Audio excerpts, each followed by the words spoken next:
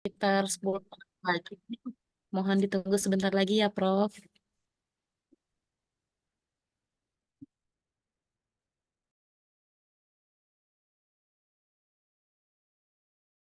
Semuanya. Assalamualaikum warahmatullahi wabarakatuh. Warahmatullahi wabarakatuh. Melanjutkan kuliah kita yang terakhir. Hari ini saya akan menyampaikan materi mengenai systematic review ya. Kemarin kan sudah disinggung-singgung sedikit pada saat kita membahas mengenai critical appraisal. Namun ya jadi hari ini kita akan lanjutkan saya penjelasan lebih detail mengenai apa itu systematic review. Saya akan share screen.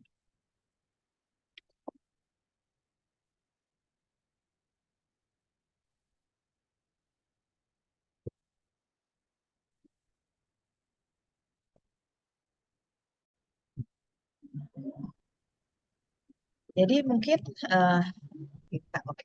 Teman-teman semua saya yakin sepanjang karirnya ya atau mau di dalam proses pendidikan maupun juga dalam kerjaan ya ketika kita membutuhkan suatu literatur dan kemudian membaca di jurnal kan mungkin juga sudah sering menemukan untuk literatur yang disebut sebagai review. Pasti ada judulnya gitu terus kemudian ada di situ disebut review gitu apakah itu dicantumkan di judul apa dicantumkan di abstrak kemudian juga di dalam uh, tulisan isinya itu ya. Kita sering menemukan suatu bentuk penulisan yang dikatakan namanya sebagai review atau bahasa Indonesianya kita sebut sebagai kajian literatur ya atau tinjauan literatur atau tinjauan pustaka dan semuanya itu masuk bahasa Indonesianya seperti itu. Tapi sebenarnya sekarang ini uh, dengan semakin berkembangnya berbagai macam bentuk penulisan ya dan termasuk juga dalam review itu ternyata kemudian ada yang bisa diklasifikasikan ya ada klasifikasi review itu yang dikatakan sebagai review yang jadi yang dibagi menjadi dua kelompok besar sih sebenarnya review yang sistematik dan review yang tidak sistematik ya yang pertama-tama mungkin yang sering teman-teman temukan gitu misalnya ya tulisan yang bentuknya kemudian menjelaskan mengenai segala sesuatunya tentang suatu topik ya kita sebut sebagai itu overview ya di mana ya dia menjelaskan segala-galanya gitu ya. Nah, biasanya yang disebut sebagai overview ini dia termasuk ke dalam kelompok unsystematic ya. Sementara untuk kelompok yang sistematik bedanya adalah dia memang ada langkah-langkah yang jelas di dalam menyajikan reviewnya dan langkah-langkah itu tercermin di dalam mulai dari proses pengumpulan literatur, dan setelah itu ada tahap evaluasi dari literatur yang digunakan, dan ada tahap penyajian, ya yang semuanya itu dilakukan secara sistematis langkah-langkahnya. Ya walaupun mungkin, nah dari systematic review itu kemudian ada yang memang ya hanya sistematik dari dalam sampai menyajikan uh, literatur ya, menyajikan hasil ya, tapi dia kemudian tidak dilanjutkan ke suatu penilaian secara statistik. Tapi ada juga yang kemudian diteruskan ya, memungkinkan datanya sehingga bisa dianalisis, dilakukan uji statistik yang khusus untuk data-data yang ditemukan dari suatu hasil kajian literatur. Dan inilah yang disebut sebagai meta-analisis. Jadi meta-analisis adalah suatu systematic review yang disertai dengan analisis statistik. Ya, jadi bedanya hanya itu. Ya, antara systematic review dan tentu saja di dalam menyusun meta-analisis, ketika kita mau melakukan meta-analisis, dia sebelumnya harus melakukan langkah-langkah systematic review dulu. Ya, jadi gambarannya seperti ini bisa dilihat oleh teman-teman. Ya, semua literatur yang ditulis dengan mencari literatur-literatur yang lain ya dengan dia tidak mengumpulkan data sendiri gitu ya, dia mengumpulkan data langsung bukan nggak sendiri. Dalam proses systematic review kan juga pengumpulan data, tapi datanya itu berasal dari literatur-literatur yang lain. Ya, sementara kita tahu ada penelitian yang kita ngambil datanya periksa gitu ya pada subjek ya mau subjeknya atau maupun pada hewan coba, misalnya. Jadi pengumpulan datanya langsung eh, pada subjeknya itu kita sebut, ya itu adalah kita penelitian penelitian primer. Jadi kalau systematic review ini dia mengambil datanya dari lain atau dari tulisan-tulisan lain, ya, dan ini kemudian dan ini kemudian disajikan jika dia mengikuti langkah-langkah tadi yang dilakukan secara sistematik, maka dia masuk kategori sebagai systematic review. Dan systematic review yang kemudian dilanjutkan dengan analisis statistik itu disebut sebagai meta-analisis. Ada yang nyebutnya sebagai systematic review dan meta-analisis. Misalnya kalau dibaca, teman-teman baca judul di jurnal, dia tulis gitu, judul topiknya, dan terus kemudian titik koma gitu ya, systematic review and meta-analisis. Tapi sebenarnya kita tulis meta-analisis aja udah cukup. Ya, nggak perlu sampai dua-dua, itu agak redundant. Tapi kadang-kadang ada yang suka menulisnya lengkap begitu, tapi sebenarnya kalau kita tulis meta-analisis saja, kita sudah asumsinya bahwa sebelum sampai ke meta-analisis itu harusnya sudah melalui proses systematic review. Ya. Untuk lebih detailnya lagi, perbedaannya itu di mana letaknya? Ya, tadi pertama saya udah menyinggung ya, bahwa umumnya review yang tidak sistematis itu topiknya luas. Ya, dari satu topik gitu bahasannya luas. Ya, jadi lebih lebar, lebih luas. Nah, sementara kalau systematic review itu dia lebih fokus hanya pada satu atau mungkin maksimum dua masalah dari topik tersebut. Dua area dari topik tersebut. Areanya ya bisa area diagnosis, bisa area etiologi, bisa area prognosis, atau area terapi. Sementara untuk review yang tidak sistematis, dia lebih membahas mengenai mekanisme penyakit misalnya, ya. Dan di dalam penyusunan sistematik review tadi kan saya sudah sampaikan ya, bahwa ada metode yang standar, ya. Jadi dalam sistematik itu kan dari namanya aja kita tahu langkah-langkahnya tuh harus sistematis, dan langkah-langkah yang sistematis itu dibuktikan dengan ada metode yang jelas, ya, dari semuanya, dari mulai pencarian literatur, ya, kemudian pemilihan, ya, semuanya dicantumkan dengan jelas, ya, mengapa kita menggunakan literatur-literatur yang dipakai untuk menulis systematic review itu. Jadi itu yang membedakan. Kalau teman-teman lihat suatu literatur review, ya, misalnya dilihat ada metodenya nggak. Kalau nggak ada metodenya, udah pasti itu bukan review yang sistematis. Nah, sistematik itu harus ada bagian metodenya. Ya. Dan kemudian dalam systematic review juga harusnya ada penilaian kualitas dari literatur-literatur yang dipakai untuk menyusun systematic review tersebut. Ya, sementara kalau nanti dilihat juga literaturnya ternyata nggak pakai langkah penilaian kualitas, berarti itu bukan systematic review. Ya, sehingga dianggap dengan begitu kita mungkin tingkat kekuatannya untuk diterapkan dalam praktek klinis itu lebih rendah kalau untuk yang unsystematic, ya. Sementara systematic review karena sudah melalui langkah-langkah yang sistematis, sehingga biasnya itu lebih rendah, sehingga lebih meyakinkan, kita lebih percaya untuk bisa diterapkan dalam praktek klinis kita. Ya. Nah, ini contohnya. Ya, kalau dilihat di sini bahwa misalnya dia ya membahas mengenai community acquired pneumonia pada elderly, ya. Dan dan ini ya tidak spesifik dia bilang bagian apanya, area mana. Itu ya, yang penting adalah dia membahas mengenai community acquired pneumonia pada elderly. Ya, mulai dari segala-galanya mungkin ya bisa dilihat di situ. Ya, jadi nanti kalau dilihat lebih dalam dari sini aja, dari abstraknya, dari ringkasannya, ya, eh, dia hanya menyajikan most recent evidence. Jadi mungkin spek apa aja, ya. Kemudian, nah, kalau di sini kita lihat misalnya topiknya mengenai burnout pada nursing, ya. Tapi ya nih ada definisi, ada gejala, ada teori. Jadi bicara soal mekanisme, penyebab, konsekuensi. terus intervensi, dan riset rekomendasi riset selanjutnya. Nah, ini berarti kan lebar ya, luas.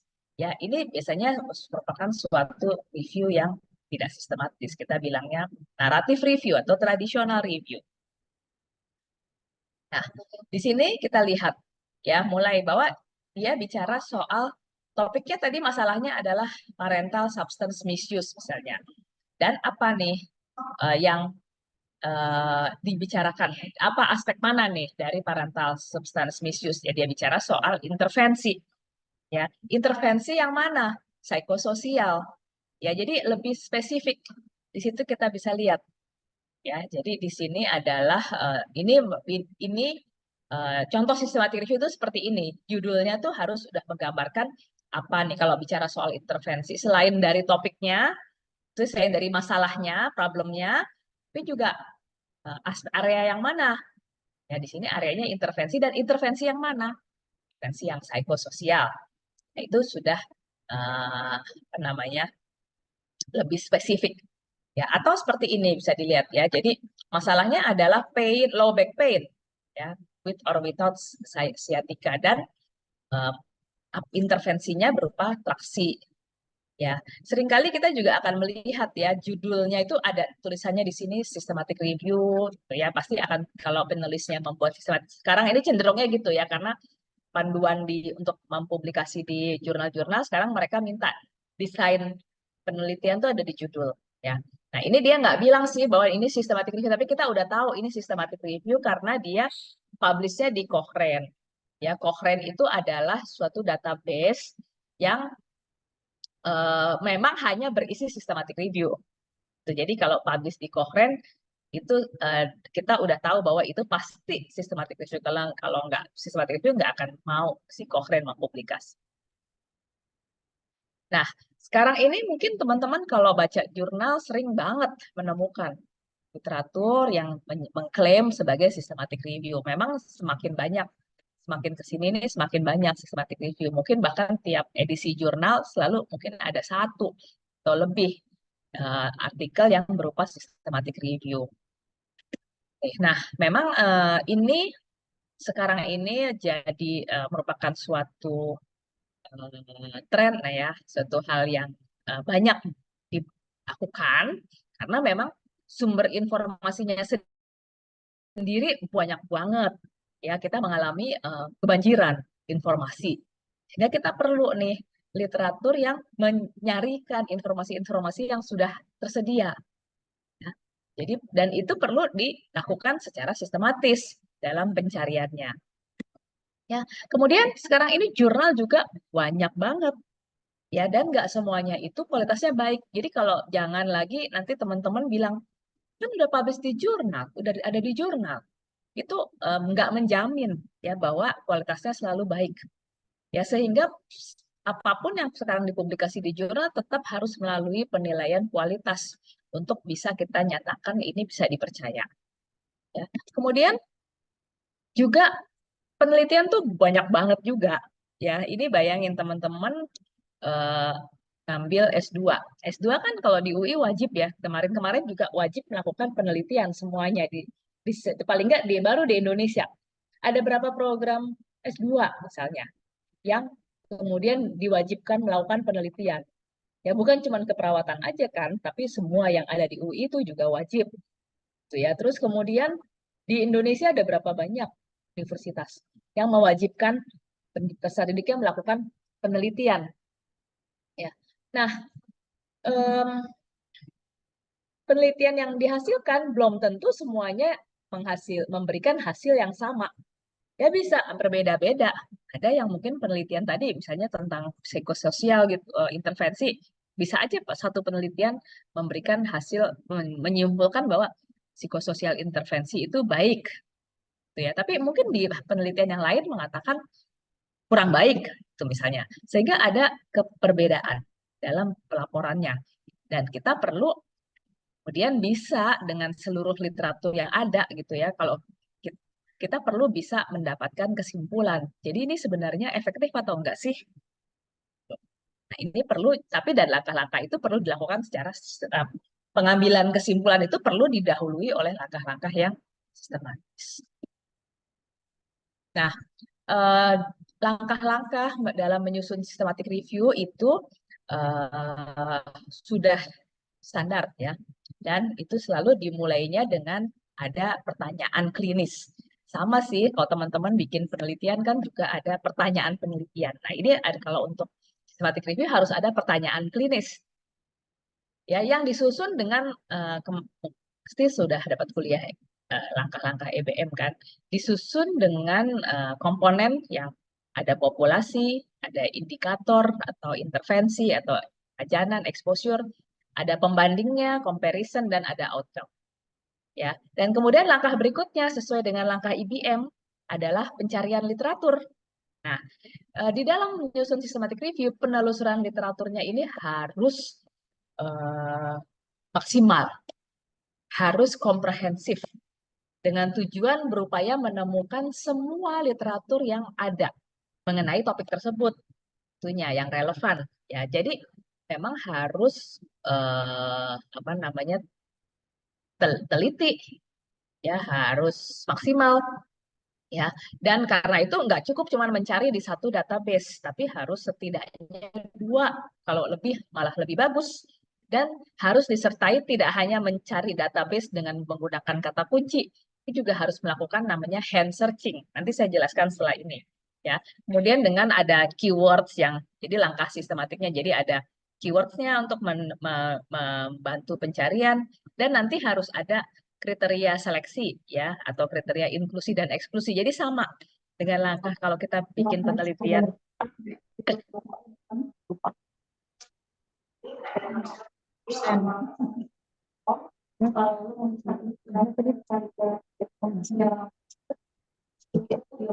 Ini dimatikan nggak ya yang masih bocor suaranya? Yang ada profesor Bapak.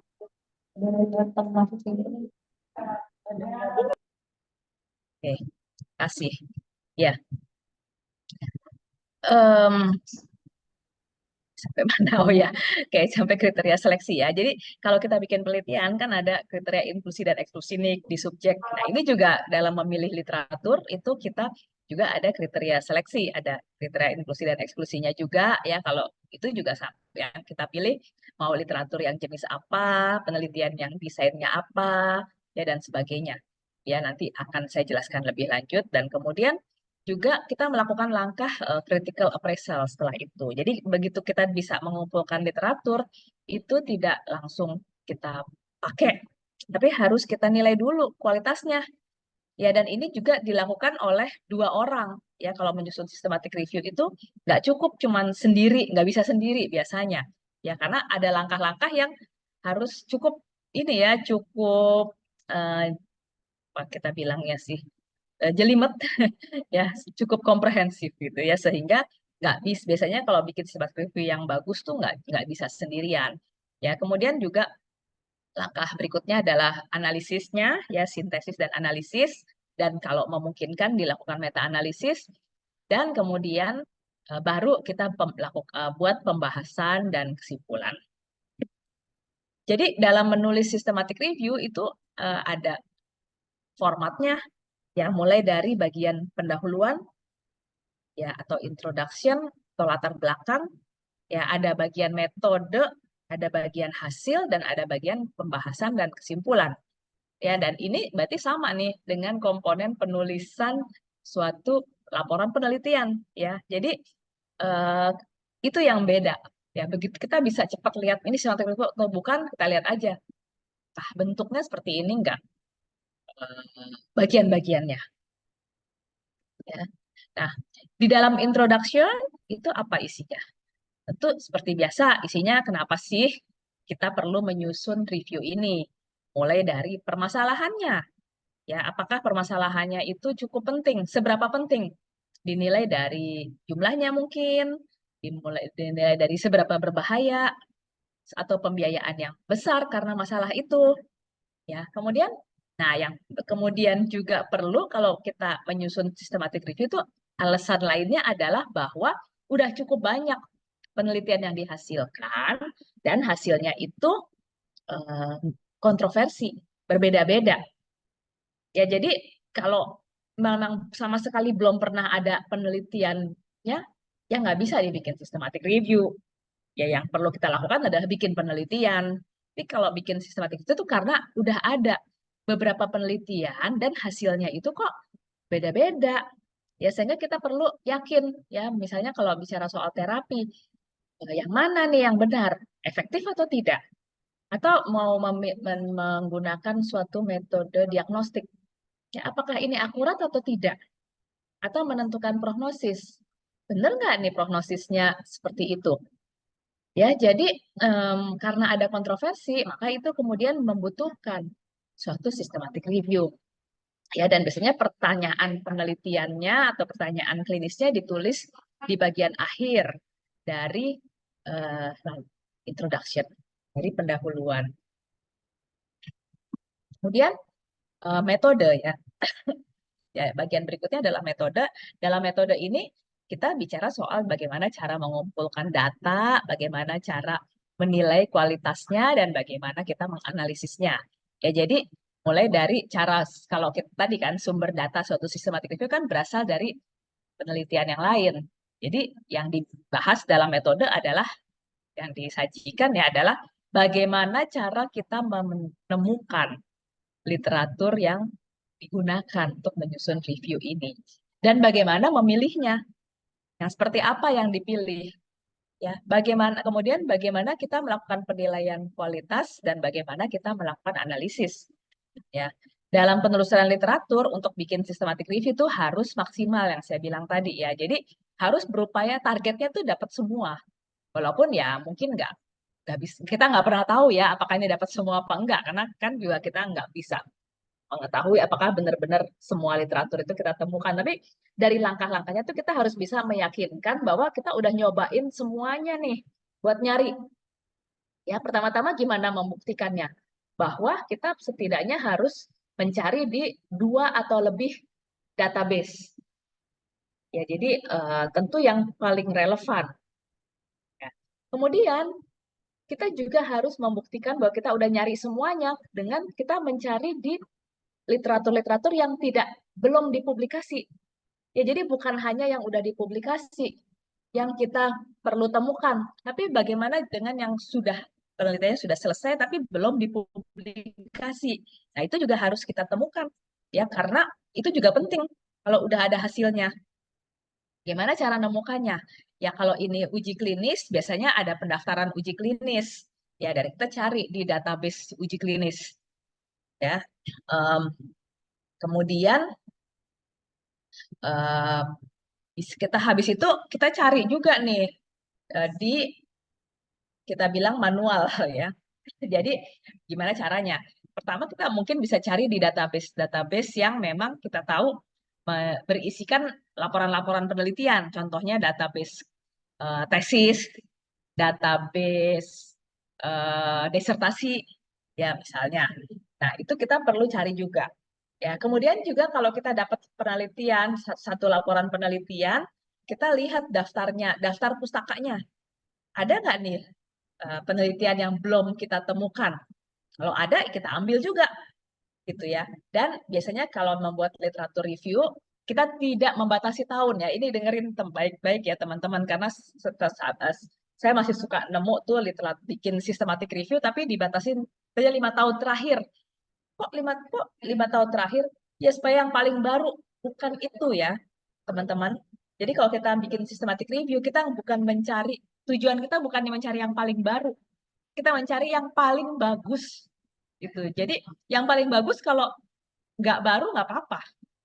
Kalau teman-teman selama ini terpaku dengan kalau kita bikin literatur harus 5 tahun terakhir, misalnya kita bikin tulisan, ya itu benar, tapi bukan buat systematic review.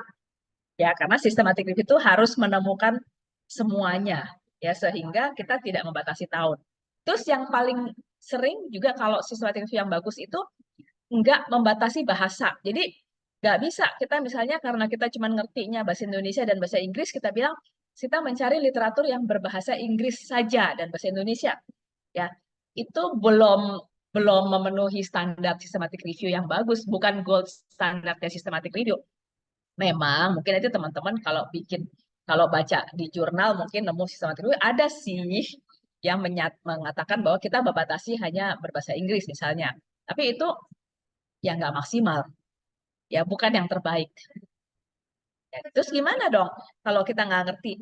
Ya usaha gimana? Misalnya pakai translator, ya jadi ditranslate dulu. Jadi karena kita tadi mau maksimal menemukan semua literatur yang sudah dipublikasi. Jangan-jangan ada yang ditulis dalam bahasa Cina misalnya, yang bagus, yang bisa kita masukkan. Kalau nggak kita masukkan, itu akan bikin jadi bias hasilnya.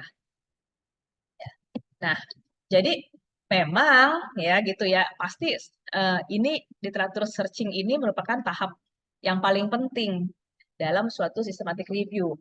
Ya, dan tentu saja pasti ada eh, tantangannya. Ya, dan tantangannya bisa dari mulai bahwa tadi nggak ada satu database pun di dunia ini yang bisa menjamin bahwa semua literatur ada di situ. Nggak ada. Kayak tadi minimal harus 2, kalau lebih banyak lebih bagus. Terus tadi kalau kita hanya mencari artikel penelitian yang sudah dipublikasi, itu bisa bikin bias juga. Ya, karena penelitian yang sudah dipublikasi itu biasanya memang lebih cenderung penelitian-penelitian yang hasilnya positif. Kalau hasilnya negatif, misalnya eh, namanya hipotesisnya nggak terbukti, mungkin nggak dipublikasi sama penelitinya, gitu ya. Atau mungkin dia publikasi di jurnal yang lokal, yang bahasanya bahasa lokal, sehingga kita kalau nanti lagi dibatasin dengan bahasa Inggris nggak nemu juga. Ya, karena itu tadi kita harus maksimal dalam mencari literatur. Kalau mau bikin systematic review yang baik, ya mulai dari mencari bahwa juga penelitian-penelitian yang belum dipublikasi. Saya pakai cari di database tesis tadi saya bilang, cari di database disertasi, atau cari di Google, em, pakai Google Scholar atau Google di googling, saya gitu kan suka kalau kita googling nemu tuh disertasi, tesis-tesis gitu. Nah, itu yang perlu dilakukan. Kalau kita misalnya tahu ada peneliti yang terkemuka yang sering meneliti mengenai topik tersebut, bisa kita hubungin. Ya, atau tadi melihat di register dari penelitian. Karena sekarang ini penelitian-penelitian yang berupa uji klinis itu didorong untuk melakukan pendaftaran. Pendaftaran itu kan kalau kita cari, kita bisa nemu nih ada penelitian yang mungkin aja dia belum dipublikasi, ya sehingga kita bisa telusuri. Ya. Nah, tadi kalau hanya mengandalkan yang berbahasa Inggris, ya ini juga bisa bikin bias karena tadi bisa aja penelitiannya publishnya dalam bahasa China atau bahasa Jepang misalnya, terus kita nggak ambil, padahal hasilnya mungkin bagus, bisa diikutkan sebenarnya, bisa mempengaruhi hasil. Ini jadi bias juga.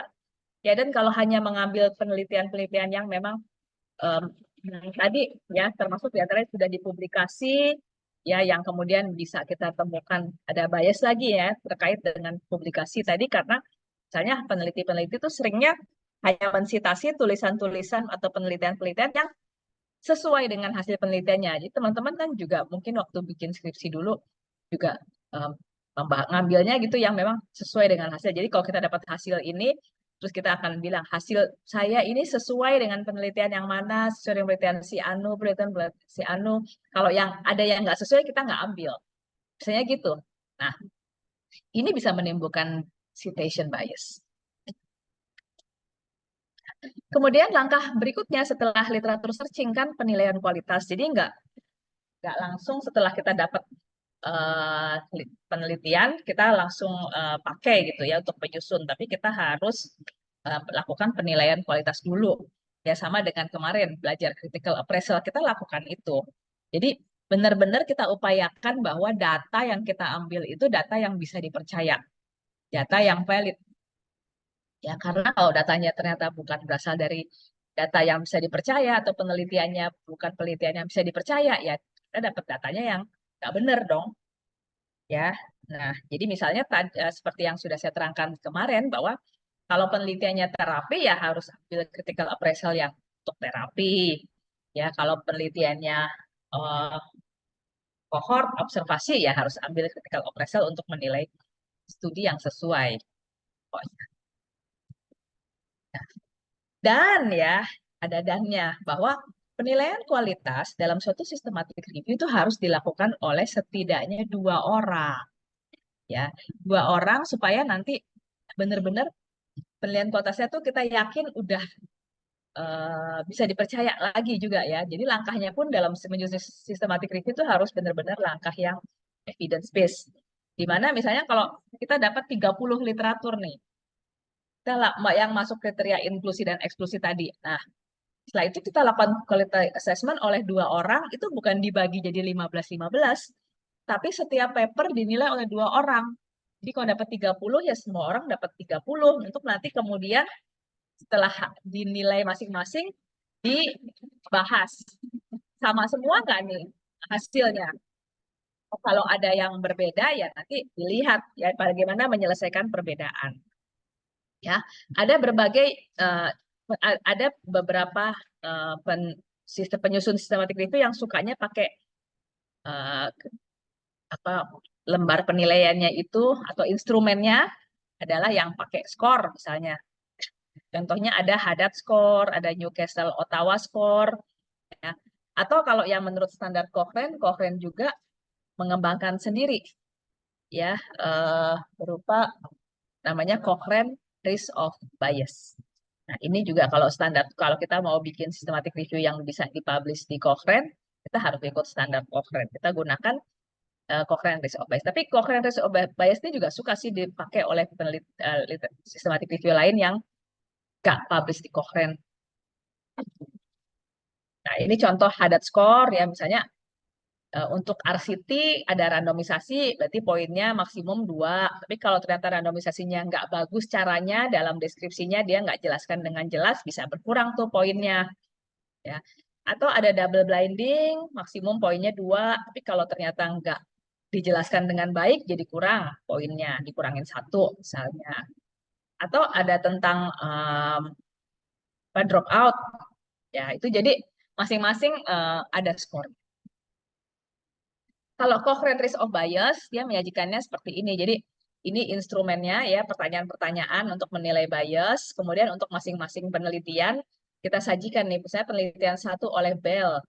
Ya, ini pertanyaan pertama, ada randomisasi enggak? Gitu ya. Oh, yang hijau nih ada.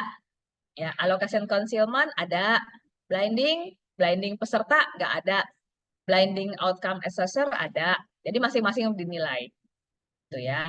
Nah, setelah itu setelah itu disajikan semua sehingga kita bisa lihat ya yang mana nih studi yang paling valid, yang paling memenuhi semua. Misalnya di sini loh, kok semuanya nggak ada blinding of participant ya? Ya mungkin aja kalau intervensinya tadi intervensi psikososial misalnya, kan pesertanya tahu dong dia dapat intervensi itu nggak mungkin di blinding dong, gitu. Tapi kita harus tetap blinding pihak lain. Pihak lain itu siapa? Pihak lain yang menilai hasil, misalnya gitu. Jadi kalau seperti ini bisa diterima karena semuanya kayak begini, nggak memungkinkan. Ya jadi kan banyak intervensi-intervensi yang memang pesertanya nggak mungkin di blinding. Jadi kalau kayak gitu kan bukan berarti kualitasnya jadi jelek ya. Maaf, sebentar.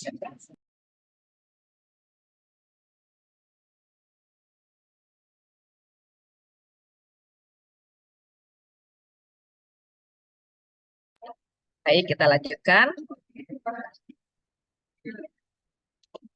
Nah, setelah bagian metode, ada bagian hasil. Dalam hasil, apa yang disajikan kalau bikin systematic review? Pertama, kita tentu sajikan hasil penelusuran literatur. Ya, ini biasanya disajikan dalam bentuk diagram alur. Ya, kemudian hasil dari penilaian kualitas. Jadi tadi kegiatan-kegiatan yang kita lakukan harus dilaporkan di hasil. Baru nanti hasil dari analisis. Ya. Nah, jadi untuk menyajikan hasil searching biasanya dalam bentuk diagram alir seperti ini. Ya, dari mulai berapa nih yang diperoleh dengan penelusuran yang pertama, ya. Terus setelah itu ketika dibaca judulnya, ternyata ada yang nggak relevan sehingga dieksklusi. Apa alasan eksklusinya? Apakah karena mungkin populasinya yang beda, apa intervensinya yang beda, dan itu harus ditulis. Jadi kalau bikin systematic review itu semua harus dicatat ya langkah-langkahnya. Nggak tiba-tiba pokoknya, oh saya langsung dapat 15.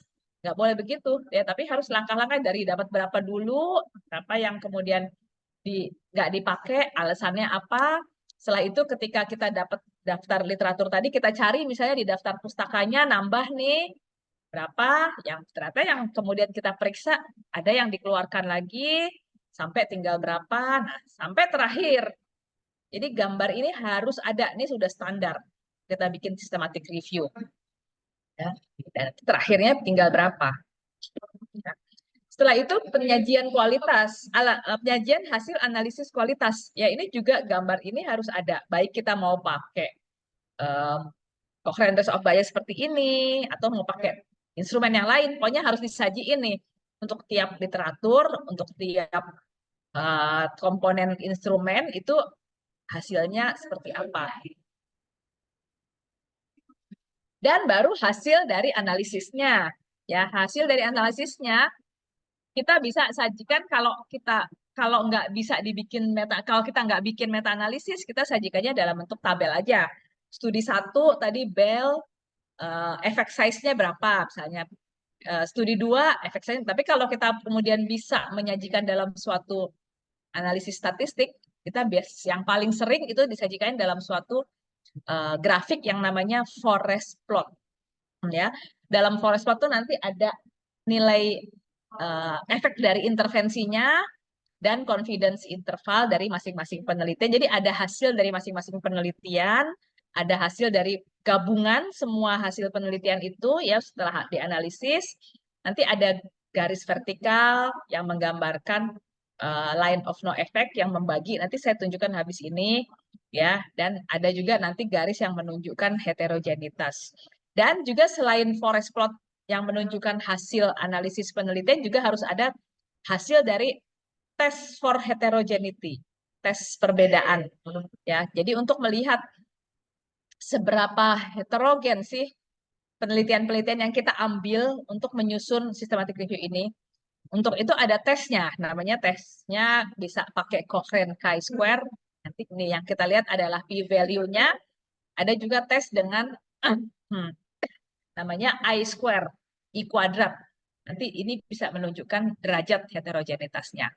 Nah, ini juga kita lihat tergantung nanti, karena ini hasil tes ini akan menentukan analisisnya pakai apa. Apakah pakai random effect model atau fixed effect model. Ya, ini nanti saya hari ini nggak bisa jelasin ini, ya, karena biasanya memang untuk bikin, kalau kami menyelenggarakan pelatihan untuk menyusun systematic review, itu pelatihannya 3 hari.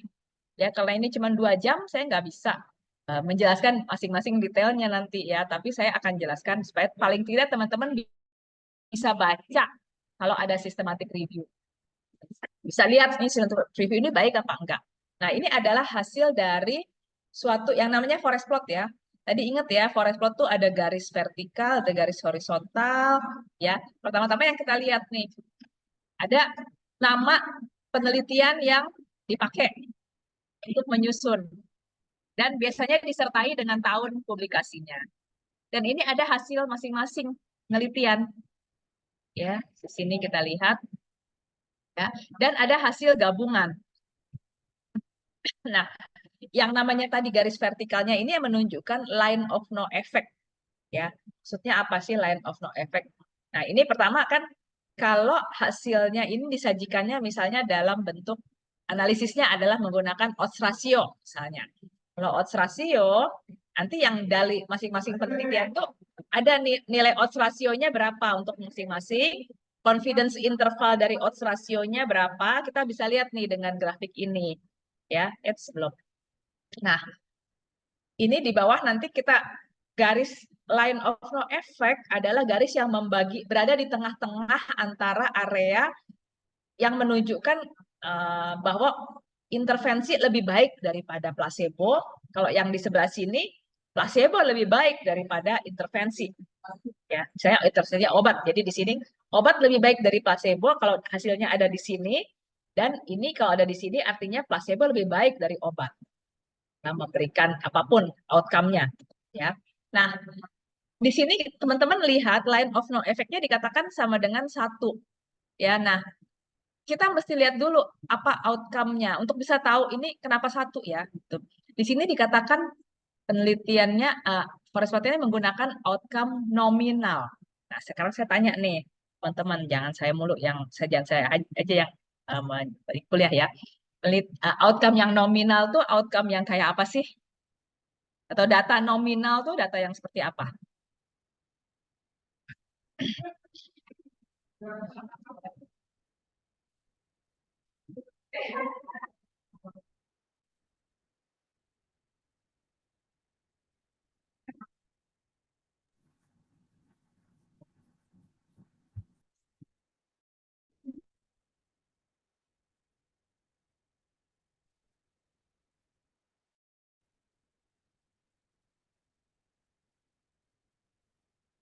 Ayo, silakan dijawab.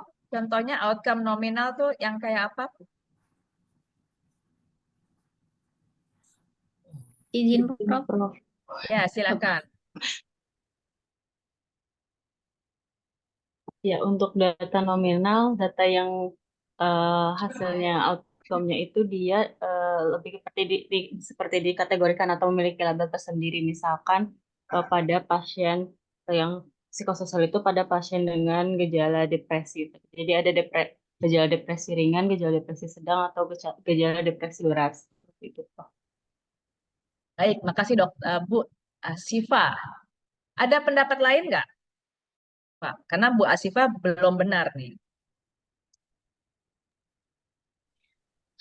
Jawabannya. Izin, Prof. Ya, silakan. Kalau outcome nominal itu misalnya jenis atau hasil dari variabel kita itu terdiri dari kategori atau yang tidak memiliki urutan atau tingkatan dari inherannya sendiri. Maksudnya di sini kita hanya membuat labeling aja terhadap outcome-nya, misalnya jenis kelamin, pria atau wanita, kemudian status perkawinan. Kelamin kan nggak bisa jadi jenis kelamin dan status perkawinan nggak bisa jadi outcome. Masa jenis Oh gitu kelamin ya. Anda ya kan outcome itu apa sih? Hasil. Anda Hasil bisa ya. nih bikin intervensi terus oh ini berarti laki-laki, nanti jadinya laki-laki jadinya perempuan, kan nggak bisa. Gitu ya. Oh iya dong, ada intervensi yang jadinya laki gitu, Anda bikin intervensi apa gitu terus kan namanya outcome tuh hasil jadi. Iya. Nah, jadi outcome itu kalau kita ngomongin variabel, dia variabel apa? Bebas atau tergantung?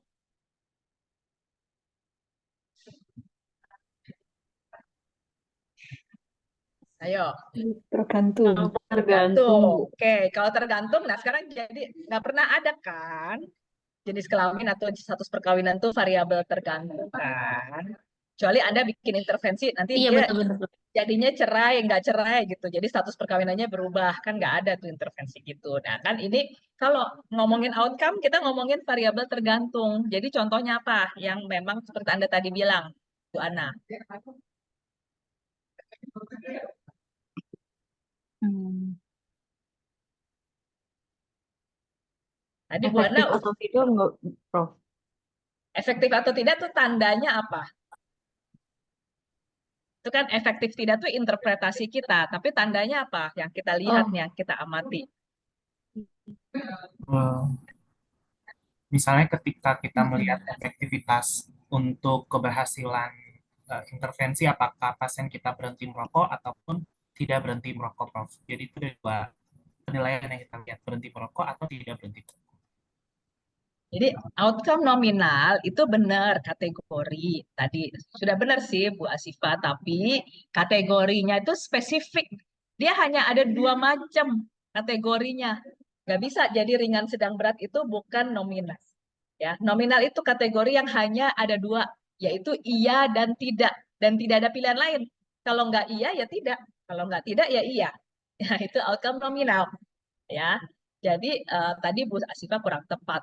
Ya, sementara kita kalau kita ngomongin outcome benar-benar efek ya. Jadi jangan nanti ngomongin outcome terus jadi jenis kelamin, jadi status perkawinan, karena itu bukan outcome. Kecuali kita bikin intervensinya tadi buat mengubah jenis kelamin orang atau kita mengubah status perkawinan orang. Itu yang tujuannya itu. Ya, jadi outcome itu adalah efek. Jadi variabel tergantung ya. Nah, jadi kalau namanya outcome nominal kan tadi saya bilang hanya mungkin iya dan tidak. Jadi kita kan menyajikan iya dan tidak itu biasanya berapa persen yang iya, berapa persen yang tidak, ya kan? Berapa persen yang sembuh, berapa persen yang nggak sembuh. Itu nah, em, itu namanya itu kan kita menyajikan dalam bentuk proporsi, ya proporsi. Dan kalau kita namanya menyajikan apakah satu intervensi lebih baik dari yang lain gitu ya. Efeknya bagaimana? Kita membandingkan dua proporsi. Biasanya kita membandingkan berapa yang nggak sembuh di kelompok yang diberi intervensi, berapa persen yang nggak sembuh di kelompok yang mendapat intervensi, berapa persen yang nggak sembuh di kelompok yang nggak mendapat intervensi. Kita bandingkan, misalnya kita dapat rasio, bisa berupa odds rasio, bisa berupa relative risk, pokoknya tapi namanya rasio. Rasio itu kita bilang kalau misalnya kita bilang nggak ada perbedaan. Kan rasio itu berarti X dibagi Y. Kalau rasio yang nggak ada perbedaan itu kapan? Kalau dia satu kan nilainya. Kapan X dibagi Y itu satu? Ketika X sama dengan Y. Ya, ketika X sama dengan Y. Jadi kalau misalnya efeknya sama, kita akan dapat rasionya satu. Sehingga makanya dikatakan bahwa garis vertikal ini namanya line of no effect. Karena kalau nilainya satu, berarti nggak ada efek. Kita ngasih obat, ngasih placebo sama-sama aja. Namanya line of no effect. Nah, dan untuk outcome yang nominal, karena dia rasio, maka nilainya satu.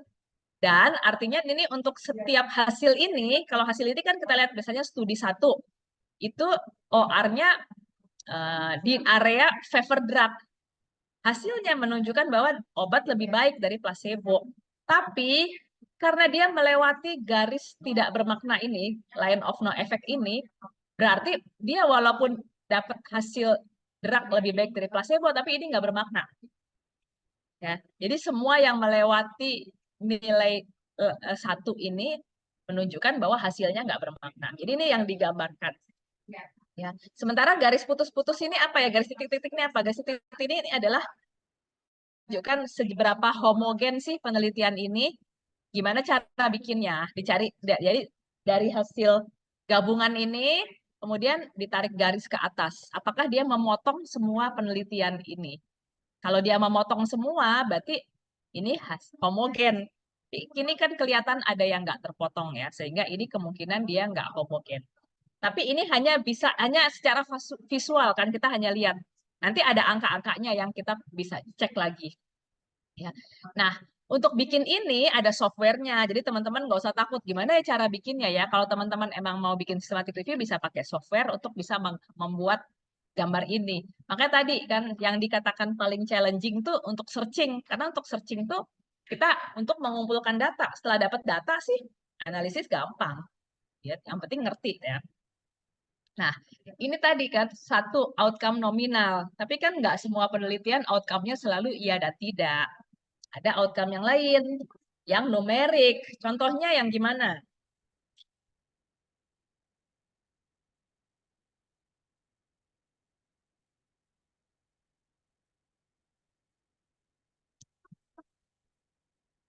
Izin Prof, Silakan. contohnya rata nilai.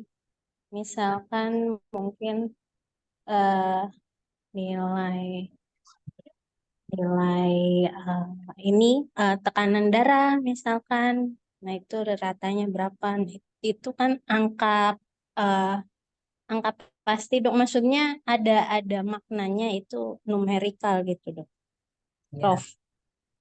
Jadi outcome numerik tadi angka yang berupa misalnya tadi turun tekanan darahnya, turun skor depresinya, turun nyerinya, gitu ya, turun berat badannya, misalnya seperti itu. Jadi sering kita bikin penelitian kan kayak gitu ya hasilnya. Nah, Kalau hasilnya seperti itu, kita tetap bisa bikin forest plot. Ya, sama nih prinsipnya untuk masing-masing penelitian ya, dan ada nanti gabungan. Tapi karena tadi berupa rata kan, misalnya yang mendapat terapi tekanan darahnya ratanya jadi segini, yang dapat placebo tekanan darahnya ratanya jadi sekian. Nah, jadi yang kita sajikan kan adalah besarnya perbedaan rata di kedua kelompok. Ya, makanya seperti di sini dilihat juga untuk studi 1 perbedaan ratanya sekian. Kita lihat sini studi 2 dan ini confidence intervalnya sama. Tapi teman-teman lihat yang beda adalah line of no effect-nya. Line of no effect-nya bukan 1, tapi 0. Kenapa? Karena kapan sih X dikurang Y itu jadinya 0? Atau kalau X sama dengan Y, tadi kan kalau pakai tadi ya, X sama dengan Y kan sama dengan 1 kalau rasio. Tapi kalau X sama dengan Y-nya itu dihitung selisihnya, kan jadi 0. Ya. Jadi, kalau X sama dengan Y itu selisihnya. Jadi, kenapa? Jadi, bedanya itu. Ya, teman-teman mesti paham, nggak usah dihafal, harus paham. Ya, jadi ini perbedaan rata dan ini line of effect sama nih, ini perbedaan ratanya di sini menunjukkan yang dapat obat lebih baik nih, turunnya lebih banyak. Ya, minus kan, dia lebih banyak dibanding sebelumnya, tapi dia nggak bermakna ternyata setelah diuji statistik. Ya, karena dia dalam confidence intervalnya melewati 0. Jadi ada yang naik nih tekanan darahnya, kita ngomong tekanan darah. Ini sama juga ini untuk menunjukkan heterogenitas ya. Jadi ini efek gabungan. Kalau efek gabungan, nilai efeknya tuh di tengah-tengah ini dan ujung-ujung kanan kirinya inilah confidence interval. Ya, jadi beda. Untuk membedakan kalau ini yang masing-masing, ini yang gabung. Oke, nah ini contoh yang real ya. Kalau tadi kan baru ilustrasi. Ya, kalau contoh real, kalau baca forest plot, pertama yang dilihat apa? Kita mesti lihat apa yang dibandingkan. Ya, misalnya di sini membandingkan risperidon dengan clozapin, nih obat untuk apa namanya, obat psikiatri lah, obat untuk psikiatri dan untuk mengurangi hiperaktivitas ya, untuk mengurangi hiperaktivitas. Nah, di sini dibandingkan antara risperidon dengan clozapin dan apa outcome-nya. Dikatakan di sini outcome-nya leaving the study early. Nah, itu yang kita lihat dulu pertama. Karena kalau bikin systematic review, teman-teman nanti akan menemukan systematic review yang di mana mungkin yang dibandingkan bisa di dalam satu systematic review bisa ada beberapa ya. Misalnya nanti ya membandingkan antara tadi contohnya misalnya psikososial yang diberikannya mungkin dengan konseling gitu ya, dibandingkan dengan terus ada lagi intervensi psikososialnya yang lain, bukan konseling tapi apalah misalnya grup terapi misalnya gitu ya. Jadi bisa aja ada beberapa intervensi yang ada beberapa perbandingan dan outcome-nya bisa beda-beda. Misalnya bisa quality of life gitu ya, atau nanti stres misalnya seperti itu ya. Jadi kita harus lihat dalam setiap proses itu ada harus menjelaskan apa yang dibandingkan dan apa outcome-nya.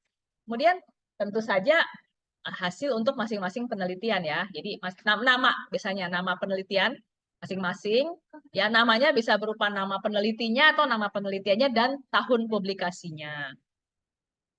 Ya, karena ini walaupun forest plot-nya beneran tapi ini juga ilustrasi ya, saat contoh ya. Jadi namanya sama semua tapi tahunnya ya. Terus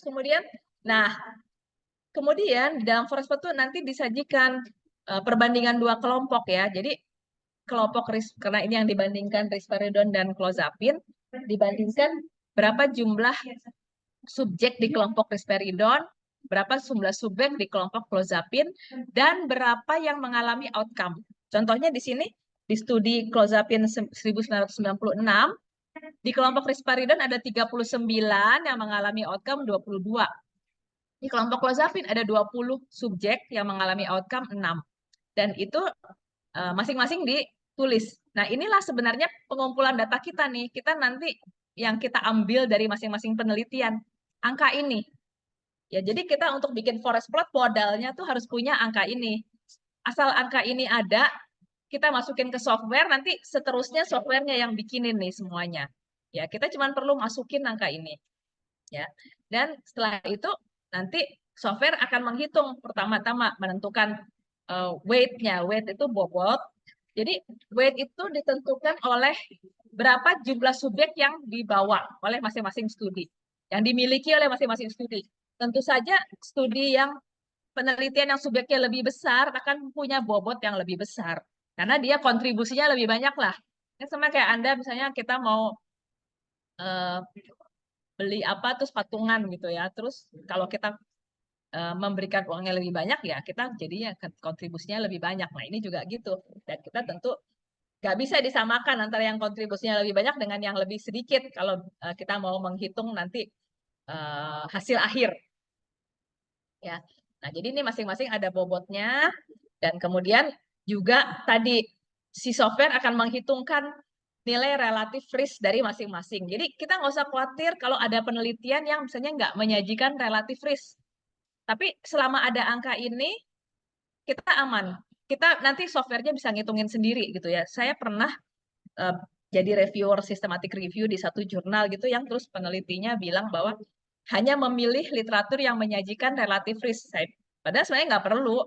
Dia mau nyajiin apapun selama angka ini ada, kita bisa hitung sendiri dengan software.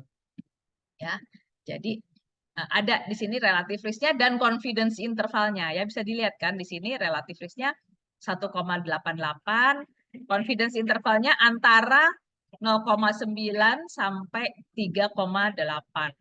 Jadi bermakna apa enggak nih? Tidak bermakna. Karena Tidak, Prof. karena Karena memotong garis. Melewati angka 1. apanya yang melewati angka 1? Interval. Apa titiknya, Dok? Prof. Titik apa? Rentangnya juga. Ya, rentang apa? Rentang. Namanya rentangnya apa? Nama rentangnya itu apa? Rentang CI-nya, Ya, Prof. jadi harus jelas ya ngomongnya. Jadi karena rentang CI-nya atau rentang confidence interval itu sendiri kan udah rentang ya. Interval itu kan rentang.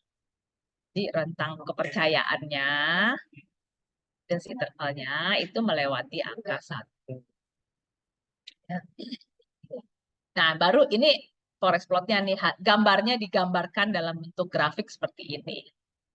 Ya, kita lihat di sini, yang bobotnya lebih besar akan bentuk kotaknya juga lebih besar. Dan tentu saja yang jumlah sampelnya lebih banyak, rentang kepercayaannya atau confidence intervalnya akan lebih sempit. Ya kalau yang studinya kecil-kecil, ini kayak gini nih, jumlah sampelnya sedikit, rentangnya panjang. Ini bahkan sebenarnya tanda panah nih maksudnya dia lebih panjang lagi nih. Karena kan nilainya kalau dilihat 0,03 nih di ujung sini nih. Nah, jadi lebih dari melewati dari skalanya. Jadi dikasihnya tanda panah. Jadi panjang kalau subjeknya makin kecil, rentangnya makin lebar menunjukkan presisinya makin kecil. Ya, kalau jumlah subjeknya makin besar, rentangnya makin sempit menunjukkan presisinya makin bagus, makin baik. Nah, ini kita lihat bahwa di sini juga tertulis ya, analisisnya ini relative risk dan confidence interval. Dan tadi pakai analisisnya adalah dengan fixed effect model. Ya, fixed effect model kan tadi ada fixed effect, ada random effect, ada lagi nanti Bayesian. Ini beberapa jenis analisis ya yang bisa kita pakai. Kemudian yang kita lihat juga adalah ya ini tadi ya di dalam kan ada area favor risperidon, favor salah satu ya. Kalau yang di sini artinya risperidon lebih baik daripada clozapine, yang di sini artinya clozapine lebih baik daripada risperidon. Kemudian ini kombinasi hasil gabungan dengan confidence intervalnya. Lihat sini kan kayaknya udah di tengah nih, tapi ternyata agak geser dikit ya. Relative risk-nya 0,99 dengan confidence intervalnya 0,73 sampai 1,35. Jadi kesimpulan akhirnya risperidone sama clozapine sama, ada bedanya untuk outcome ini. Ini kan. Jadi ini nanti semuanya digambar oleh software. Bisa pakai software untuk bikin systematic review tuh bisa pakai Refman, nggak tahu yang lain. Tapi ada beberapa sih. Yang paling sering saya pakainya Refman karena dari Cochrane. Ya, tapi beberapa studi lain bisa pakai softwarenya banyak. Nah, tadi saya juga menyampaikan ya dalam Forest tuh ada test for heterogeneity. Ya, apa maksudnya sih test for heterogeneity? Jadi kan kita ngambil penelitian nih. Setiap penelitian itu pasti ada variasinya, nggak bisa sama persis. Entah itu variasinya dari subjeknya, walaupun misalnya tadi kriteria subjeknya adalah orang dewasa, misalnya 18 tahun ke atas. Tapi mungkin studi yang pertama lebih banyak orang yang usianya di antara 18 sampai 30, sementara yang 30 ke atas sedikit. Tapi mungkin studi yang lain, walaupun kriterianya sama, 18 ke atas, tapi mungkin dia lebih sedikit yang 18 sampai 30, lebih banyak yang 30 ke atas. Bisa seperti itu, karena kan tergantung subjeknya dia dapatnya ya. Gitu ya. Demikian juga misalnya yang derajat penyakitnya misalnya. Derajat penyakitnya kita bilang ringan sampai sedang. Satu kelompok, satu studi mungkin banyakkan yang ringannya, sementara yang studi lain banyakkan yang sedangnya, misalnya gitu. Jadi nggak ada yang sama persis. Itu baru ngomongin populasi, ngomongin intervensi, misalnya. Tadi terutama kalau intervensinya yang kayak psikososial gitu ya misalnya. Ada psikososial yang intervensinya diberikan oleh perawat, misalnya. Ada psikososial intervensinya diberikan oleh mungkin psikolog, misalnya gitu ya. Nah, namanya kita mencari penelitian ya. Jadi mungkin nggak bisa kita pilihnya benar-benar kriterianya ketat, harus sama semua. Gitu karena biasanya nanti nggak dapat. Cuma ada satu penelitian yang benar-benar sama semua, satu biji doang, nggak ada yang lebih dari mungkin nggak dapat yang lain juga gitu. Karena ya masing-masing peneliti punya rancangan sendiri. Nah, karena itu kita perlu melakukan tes seberapa homogen sih penelitian-penelitian yang kita kumpulkan, ya. Dan itu dilakukan tes for heterogeneity. Tadi sudah ditunjukkan hasil visualnya, caranya yang dengan visual, tapi ini cara tesnya dengan di sini pakai chi-square, ya. Yang kita lihat apanya? Kita lihat adalah nilai P-nya. Kita katakan P-nya itu kalau P-nya itu lebih dari 0,05, artinya studinya homogen. Kita akan lebih senang dapat penelitian yang homogen daripada yang heterogen, karena artinya kan bisa kesimpulannya tuh bisa sebenarnya nggak sama-sama persis dari karena kan ini angka ya, angka kan kalau di rata-rata ya jadi di tengah gitu ya, padahal bisa aja mungkin nggak sama persis gitu ya kondisinya. Nah, tapi kalau kita lihat P-nya lebih dari 0,05, kita bilang bahwa ini hasilnya homogen. Atau tadi kalau pakai I-square, pakai I kuadrat, kita akan cari misalnya I kuadrat lebih dari 60%, itu kita katakan studinya heterogen hasilnya. Ya, jadi kita pengennya I-nya tuh lebih kecil. Ya, kalau untuk yang pakai chi-square, kita pengen P-nya P yang nggak bermakna. Kalau P-nya nggak bermakna berarti homogen. Tapi kalau untuk pakai I kuadrat, kita cari makin kecil I kuadratnya makin bagus homogen. Ya. Dan selain itu juga kita lihat di sini tes for overall effect. Jadi ini kan ada perbedaan. Kita lihat nih hasil dari, kita mau lihat ada nggak beda antara pemberian risperidone dengan clozapine. Ini disajikan efek size-nya, relative risk-nya, disajikan confidence intervalnya. Dari sini kita udah baca dia nggak bermakna, tapi buktinya mana nih tesnya ya? Tesnya menunjukkan P-nya 1. Jadi nggak ada perbedaan bermakna antara clozapine dengan risperidone. Ya. Nah, tadi ini penting ya bahwa kita itu dalam menyusun systematic review, kita harus menghindari bias publikasi. Itu harus kita jaga. Kalau teman-teman bikin penelitian primer kan ada bias seleksi, bias informasi, ada bias ada confounding ya. Nah, kalau bikin systematic review, bias yang harus kita hindari adalah bias publikasi, publication bias ya. Karena tadi kan orang-orang itu akan cenderung senangnya tuh bikin penelitian, mempublikasi hasil penelitian yang hasilnya positif, yang sesuai dengan hipotesisnya. Kalau hasilnya nggak sesuai hipotesis, dia mungkin nggak publikasi, atau juga dipublikasinya di jurnal lokal, misalnya. Sementara kalau hasilnya positif, publikasinya di jurnal internasional, ya. Dan padahal mungkin aja hasilnya jadi nggak bermakna karena jumlah sampelnya terlalu sedikit misalnya gitu ya. Atau mungkin misalnya yang bikin penelitian disponsori oleh suatu farmasi yang ingin membuktikan efektivitas obatnya. Ketika terus kemudian hasilnya nggak efektif, ya dia nggak pengen publikasi kali gitu ya. Sehingga kita perlu mencari penelitian-penelitian yang nggak dipublikasi supaya kita dapat kesimpulan yang nggak bias. Ya tentu saja kita nggak bisa ya tadi ya kita kan nggak bisa ngatur ya orang mau publish apa enggak gitu. Bukan kita yang peneliti, kita kan cuma mau mencari penelitian. Tadi makanya kita caranya gimana ya, jangan cuma ngandalin yang sudah dipublikasi. Ya harus dicari juga penelitian yang belum dipublikasi dengan cara-cara yang tadi udah saya sampaikan.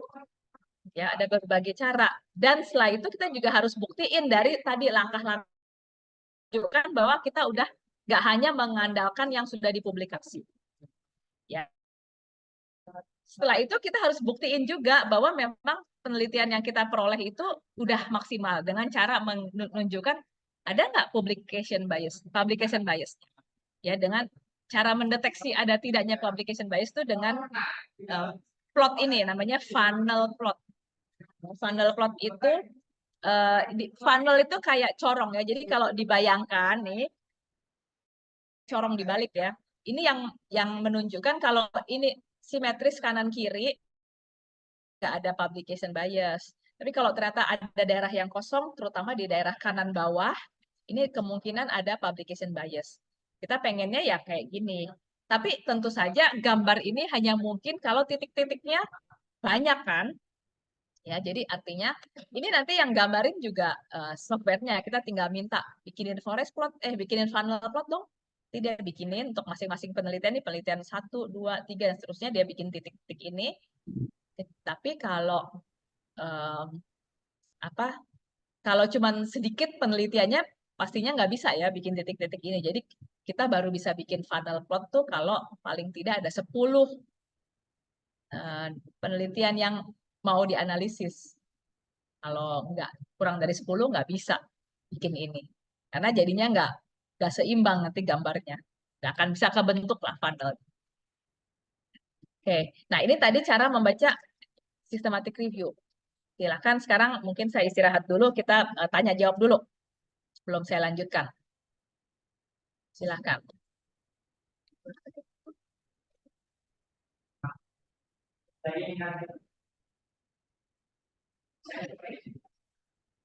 Ada yang mau bertanya?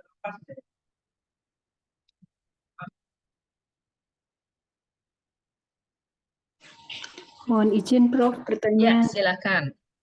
Ya, tadi terkait dengan gambaran forest plot tadi Prof. Ya, gimana? Itu yang bisa muncul gambar yang disampaikan itu berarti sesuai dengan yang kita inginkan ya Prof. Seandainya di dalam satu tadi kan contohnya ada 2 intervensi yang kita lihat. Seandainya dalam satu studi itu ada 3 intervensi yang diberikan, apakah kita hanya memasukkan 2 atau bisa 3-tiganya itu kita masukkan sehingga di hasilnya tadi bisa tergambar 3 hasil, Prof? Selalu kan kita membandingkannya 2 ya.